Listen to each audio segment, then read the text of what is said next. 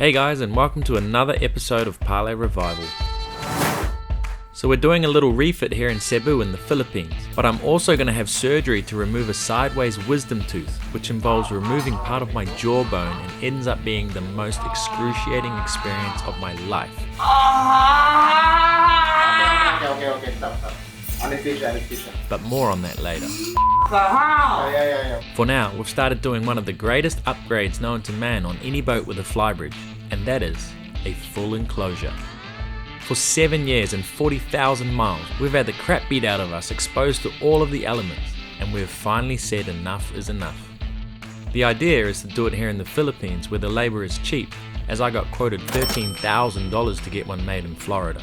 It has taken countless hours to design this enclosure, and I've done my very best to make sure I'm not missing anything, because our upholsterer is literally just making it exactly how I ask him to. There are bolt ropes and tracks, zips and pad eyes, buckles and straps that all need to be considered to get this thing right, including a whole flashing system that we showed you last week to carry the tracks, so the pressure was on. We calculated that we needed 26 square yards of clear vinyl to get the job done, which we flew as checked luggage all the way from Hawaii, and now Mr. Marit wanted to start measuring the lengths to cut everything. The problem is that the tracks had only just arrived in Cebu yesterday, so the rush was on to get them at least temporarily mounted so that Marit could start taking some measurements. Okay, so we're just going to put a few bolts. We've got 3mm bolts. We're going to drill and then tap and then thread the screw in. We'll just put 3 or 4 down the side here, again, so we can get his distances for tomorrow morning. So FlexiRail just recommends a screw in these tracks every 4 to 12 inches, which is a big discrepancy. So we're going to go with 6 inches, 150 mil. We're going to put one we're going to put 2 in the end here, because this is the part that's going to want to rip off the most, and then just every 6 inches we'll put another one in. So just mark it up. Okay, and then we're going to tap it. It's going to put the thread in it. As I mentioned last week, the reason this is so complicated is because we've made this hardtop years ago, not even thinking about doing an enclosure. So now we had to create this whole aluminium flashing piece around the hardtop just to have something for the bolt rope track to screw up into. We considered having the top of the enclosure wrap around the stainless steel tubes, but making this waterproof would be an absolute nightmare. So the aluminium solves that problem. But if you know anything about dissimilar metals, you'll notice that we have an aluminium flashing up against a stainless steel frame bolted to aluminium solar panels using stainless steel bolts. We might have to buy shares in Tef Gel before we start this project, but again, aside from building a whole new fiberglass hardtop, this was our only solution. But if you've kept a close eye on us over the years, you'll notice that even when things aren't ideal, we find a way to make them work. Okay, we've got the top track pinned in place. So now we just got to get the bottom side. We've already got the middle piece that came with the boat, and now we just got to get something going down here, bottom track, and then from here we're going to attach the enclosure by the handrail here. And the reason for that is we just want to be able to do it super quick. Trust me, on boats, if something is even slightly difficult to do, you just won't bother. You'll just deal with the rain. The whole point of this is to be able to use it. So the procedure, this part here forward, like this corner here, I think that'll stay up for most of the time, especially in places like this when we're in monsoon season. But this one from here back to there will probably spend most of its time rolled up, just so that we can just walk straight through like this without having to duck under it, and also let a little bit of airflow down into the cockpit, because it gets really hot down there. So with very minimal effort, this whole cockpit and hardtop will be dry. That, my friends, is a game changer. Okay, so we are out of gas. No. We are not out of gas.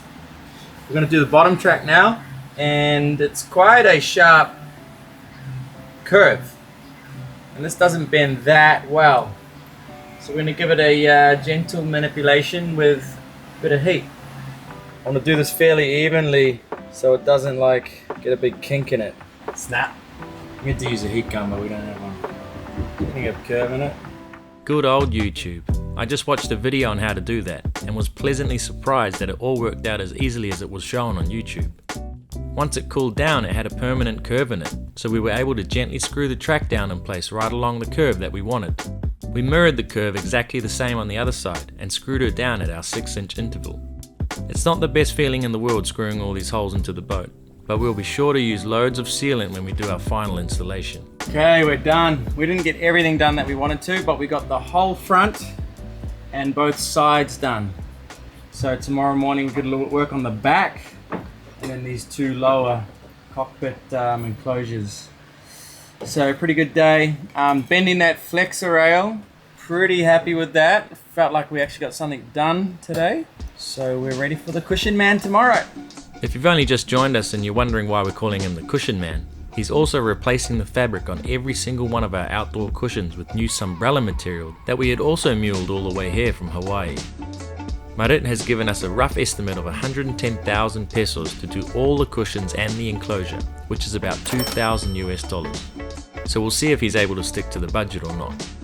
Keep in mind that is labour only, as I've bought every single bit of material down to the last bit of UV thread to complete this job, and I'll give you the full cost breakdown at the end of the project. With minimum wage here in the Philippines being about $10 US a day, $2,000 for 3 weeks work is actually extremely pricey in the Philippines. But I had a sneaking suspicion it was going to take him a lot longer than 3 weeks to finish this job. Nevertheless, I'm happy to help out the locals and pay for good labour, and he was certainly off to a good start.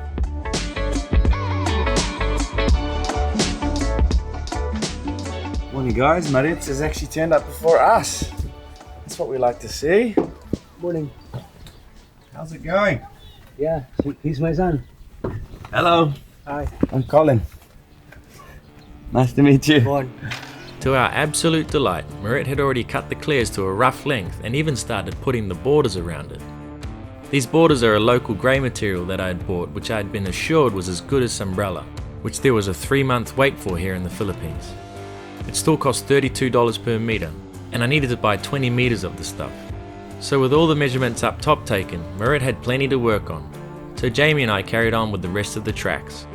These side covers are completely necessary if you want to keep your cockpit dry. Rain just has a way of bouncing off everything, and without these, the whole area becomes wet and unusable. By the way, for all those people asking if we've taken Ozempic or some shit like that, no, we have not. We have just restricted our carb intake to only in a frothy can form rather than bread and pasta, and we work out about 5 times a week. It's called being in a calorie deficit, and it's pretty simple really. Maybe Jamie should start a boat workout channel because he's turned about 20 pounds of fat into pure Australian muscle.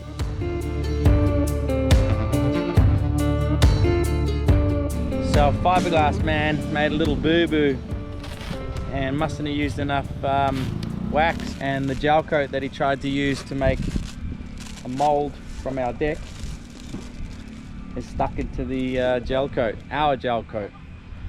So when I said what's the worst that can happen, you can't make it any worse, that can happen. So he spent his morning trying to chip his gel coat out of our gel coat non-skid. Fairly unproductive morning. His setup looks really good. His prep for that looks really nice. He's taken all the gel coat off, down about 3 millimeters, and his intentions are to glue the new piece in there. So we asked him not to do that again, and moved him over to one of the hatches underneath the cushion. So can't really do too much damage under the cushion there.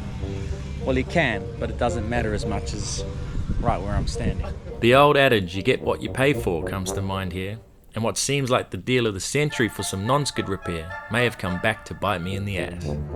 Much like my 2 workers you met last week, who both did a single day each and were never to be seen again. Anyway, I'll let the gel coat boys have the benefit of the doubt here and hope they don't tear up my deck. What's the worst that can happen, right? So tomorrow we've been invited to go jet skiing with a couple of our followers. They've been messaging for a while, they've been so helpful. Brian's actually got a Lagoon 450. Apparently he bought it because he watched our videos. So tomorrow's Saturday, day off, back at it on Sunday. That's when Maritza's coming back to do more accurate measurements of all of the surrounds. We've got one more bolt rope track to put up. I think we're good. Holy shit, started to pack up. And our foil board stomp pad has heated up. They put plastic cover over it to fiberglass up here, and it's completely shrunk, shriveled, and almost disintegrated our stomp pad. Wow, I think it was just literally cooking inside this plastic. Uh-oh. Hope the surfboards are okay. I can confirm that the surfboards are definitely not okay. All I can think is that the clear plastic created somewhat of a greenhouse effect, trapping heat inside, causing the temperature to rise so high that it literally melted plastic. It's buckled the board. This must have got so hot. It's not even funny. I've never seen anything like it. We've had boards under plastic loads of times, but never clear plastic. So I'll have to tell the gel coat boys not to do that one again. It's actually dangerous. It's just sharp. We literally just got this fixed not even a month ago. Anyway, Britt's favourite board is now totally destroyed, so we better go take our mind off the matter. Okay, we're about to go jet skiing, but it's not your normal jet ski, they're stand-up jet skis. And the one time I've tried this before, it was extremely difficult. So we're gonna give it another crack. I think we've all got our own jet ski. Look at this dog. Let's go to the jet ski club.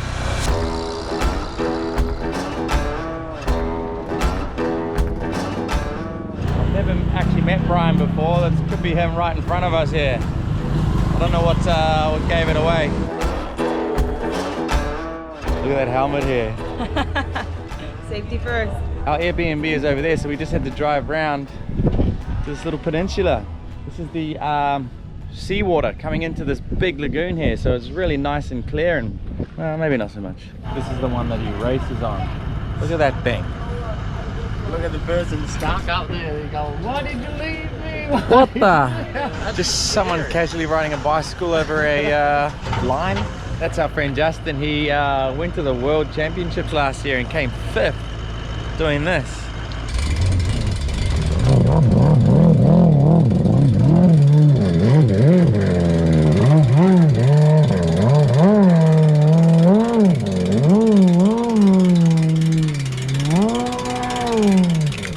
What? He is flying.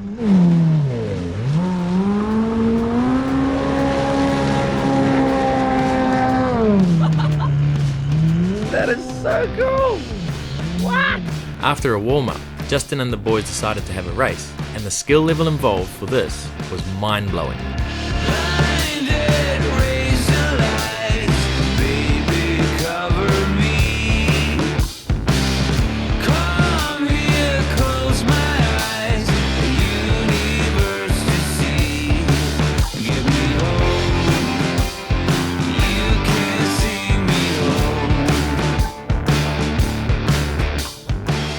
So cool, those guys are flying around. Last time I did, I couldn't balance. So we'll see. These ones are a bit bigger, I think. So it might be a bit easier. Broken neck coming up. So it was time for the Parlay crew to have a go, and I can assure you this is a lot harder than it looks. Oh boy. Good start. And that's upturn. Is it hard? It's really like, you got to keep the pace up. Compared to the sit-down jet ski that Britt and I are on right here, the stand-up jet ski really requires you to have a solid sense of balance to get it to do what you want it to do. When you turn, you have to put your outside leg backwards and swap them every time you turn. But we were slowly getting the hang of it. But as you guys all know, two vessels moving in the same direction is always a race. I'm gonna race Jamie. Don't run him over.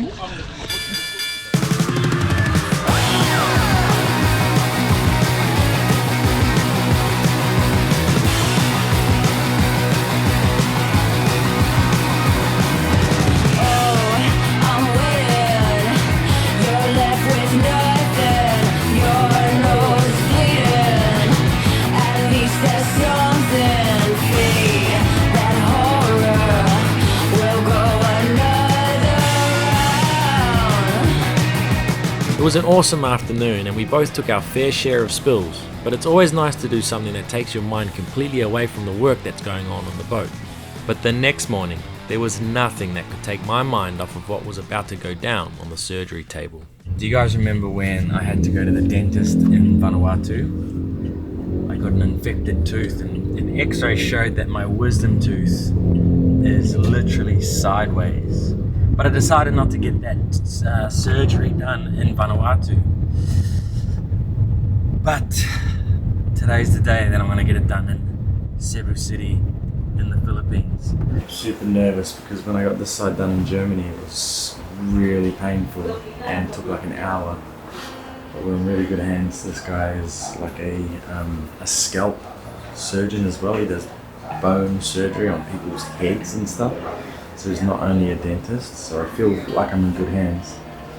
He reckons he can knock this out in about 20 or 30 minutes. Are you gonna walk out looking like a totally different person? Oh, I'm dreading it, to be honest with you. We're just doing local anesthetic, so he's gonna knock me out. And it's super sideways. Maybe he can explain it, but he's gonna have to cut the crown off and then basically take part of my jaw away so that it'll come out. It's gonna be pretty gruesome. It's gonna be like lingering on it. Oh. Okay. Yeah. Are you ready? How are you feeling about it? It's okay. Just another day at the Yeah, office. just for you, another huh? day office. If ever I need to see the X-ray, yan naman ba? Okay. We have a short prayer. It's okay. Short prayer. Yeah, okay. I always do that. So before we began, the surgeon said a little prayer, which I had never experienced before. I wasn't sure whether to take this as a good sign or not, but I went with it anyway. Are you okay? Yeah. Okay. Open your mouth wider. Just relax, okay? So for the next hour, Dr. Ian and the team ground, cut, and levered my tooth trying to get it out. But the root of the tooth was not only stuck solid inside my jawbone, but also wrapped around the main nerve running down my jaw. Despite the local anesthetics, it was literally the most painful thing I've ever experienced in my entire life. Oh, I had to step out of the room for a second. That is really hard to watch. And I'm sitting at the back. I'm not even looking inside the mouth. They've already put like 8 needles inside of his gums, and he like still feels some of it. They're using the drill now, and while they're drilling, you could see like bits of tooth in the air. Yeah, nobody likes a dentist, even if he was sitting and watching. It looks really, really painful. He's gonna be so sore for the next week. Because he's very healthy, he's fused to the bone. Like a painful. Slowly. You can feel the pressure. Okay. Stop. Anesthesia. Yeah. Anesthesia. So just a quick update. We're 1 hour into Colin's dental surgery, and the tooth is a lot deeper in the bone than he initially thought, so they had to bring in another piece of machinery. I have no idea what it is. And they're flicking bits of teeth out of his mouth like this. It looks like a massive tooth with huge long roots. Yeah, right now they're like in his mouth with like, it almost looks like a chisel, and they're going so hard on him. And every time he cries out, they like give him another injection. Yeah, it's just hard to watch. I don't want him to be in pain. I love him. It sucks him and cries. It honestly looks so aggressive. We're done. Sorry. But you're just cleaning it, okay? Dr. Ian then put 3 stitches in my gums to close up the massive hole where my tooth was, and to my utter relief, it was all over. It's partly inflamed. It's obvious. It's expected because you're healthy. It is usually, especially in healthy men, the teeth fuse to the bone compared to the older people or people who are healthy. Yeah. So that's why you have a strong teeth. Did you see the big hole? I've never seen anything like that in my life. It's a very big hole. Oh, baby, that's so good. Holy shit. Yeah. How was that? I need to be asking how you are. I was just watching. What did it look like? That was the most traumatic thing I've ever seen in my entire life. There was a hole this big in Colin's mouth. I saw the jawbone. I saw his actual jawbone ground down. I've just never seen anything like that in my entire life, and I feel your residual pain. I almost fainted, honestly. It was terrible. Look at this chipmunk. That was the most painful thing I've ever experienced. Maybe I'm weak. I don't know. But that was intense. Thank you so much, everybody. Thank you. Dr. Ian, So, so much. Bye. Bye. Thank you. Good job. Thank you. No, that was amazing. It's just continuously bleeding into my mouth. There's a cut like that big down my jaw. My face is still numb on the side. The problem was that the root is around the nerve. So every time he was moving it, even though he had local anesthetic all around it, the nerve was just sending these excruciating pains. I was screaming. You heard it. It's got to be one of the most unpleasant things possible, because you can hear the grinding and the breaking of the teeth and the destruction of the jawbone and everything. That cost me $400, which is really cheap, and the general anesthetic version of that was $3,000. So I said, give me the $400 version, and I'm kind of regretting it now. I'm glad to get it all behind me. I'd like to say that despite the pain, I felt like I was in extremely good hands with Dr. Ian Lucero, and can highly recommend his professionalism and care for me from start to finish. The nature of the surgery and the placement of the nerve meant that no matter who went in there, it was going to be torturous, and I'm glad to have it all over and done with. If you've watched right till the end and you've actually enjoyed that, there's something wrong with you. See you next Sunday, guys, as it's straight back to work for us as usual.